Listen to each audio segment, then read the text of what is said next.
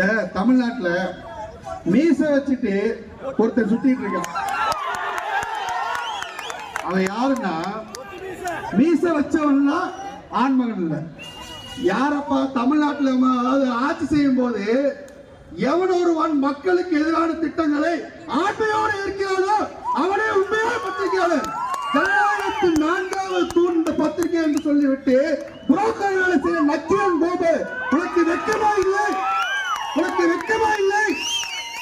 நீ தொடர்ந்து தமிழர் கரூர் சம்பவத்தை தளபதிக்கு எதிராக இட்டுக்கட்டி அவர்கள் வீரவசனம் பேசி நீ எப்படியாவது மக்களை மடைமாற்றம் செய்யலாம் என்று நீ நினைத்துக் கொண்டிருக்கிறாய். உன் எண்ணம் நிறைவேறாது.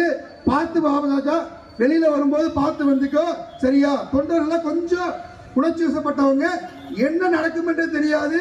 நீ தளபதி தாக்கினால் ஜனநாயக முறைப்படி போனதெல்லாம் அந்த காலம்.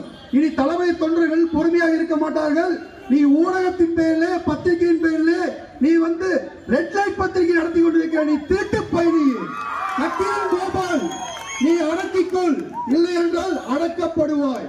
வரும் தேர்தலுக்கு அப்புறம் ஆட்சி அமைந்த பிறகு நீ எல்லாம் எந்த மூலையில் இருப்ப